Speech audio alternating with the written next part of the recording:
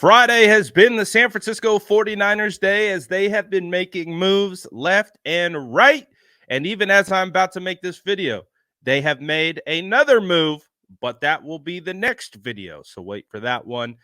But let's talk about the 49ers' newest linebacker, De'Vondre Campbell.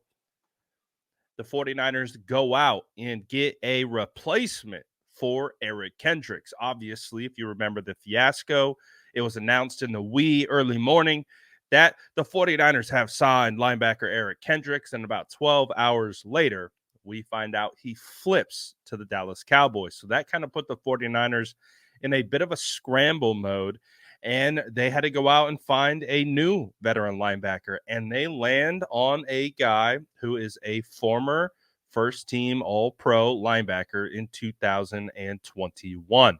So not bad, honestly. I mean, all things considered at this stage in the game, because when you looked at the available linebackers, it was slim pickings. There weren't a ton of options.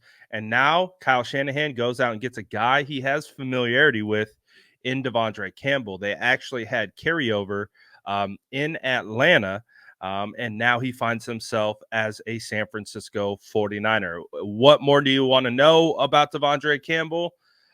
He's a pretty quality player. Now, he may have taken a step back just a little bit in regards to his coverage ability, but obviously as being technically the LB3 for this team and has a ton of experience, I don't think it's that bad of a signing.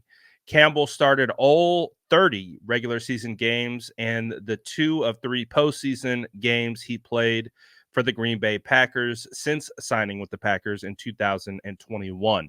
He was named a first-team All-Pro by the Associated Press in 2021. Becoming the first Green Bay linebacker to earn first-team All-Pro since Ray Nitschke in 1966. This was actually the first year that I even discovered who De'Vondre Campbell was, because if you remember in that 2021 matchup, I think it was a Week 3 matchup where the 49ers got beat by Aaron Rodgers on that final drive. This dude was all over the place. I was like, who is this guy? I had no idea who he was, but he was making plays left and right. And so that was my first impression of De'Vondre in 2021, and turned out to turn in an All-Pro year that year. And hey, the tape matched. When we continue to learn about Campbell, he was the only NFL linebacker and one of 4 players overall to post 95-plus tackles and multiple interceptions in both 2021 and 2022. His 4 interceptions from 2021 to 23 were tied for number 8 among linebackers over that span. This past season, Campbell was named as the team's nominee for the NFL's Walter Payton Man of the Year award. Now, hey, that's a good sign. He's a quality person as well. It's an award that honors and acknowledges NFL players that excel on the field and demonstrate a passion in creating a lasting positive impact beyond the game in their communities. Prior to joining Green Bay, he played 4 seasons for the Atlanta Falcons, 2016 to 19, and that's where you got the little bit of carryover where Kyle Shanahan was the offensive coordinator in 2016 for the Atlanta Falcons before he became the head coach for the 49ers.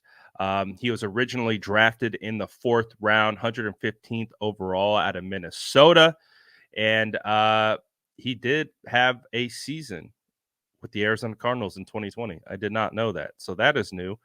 But so far I've seen a lot of the hesitation around getting behind this pick due to how he played in coverage last year, which could very well be true. And I mean, if we look at, his PFF charts, looks like he was playing pretty well. Again, we always take PFF grades with the biggest grain of salt, but as it stands right now, it's kind of what we have to rely on without, getting into the tape. You can see weeks 1 through 3, he was playing pretty well. A lot of green, right? A lot of green.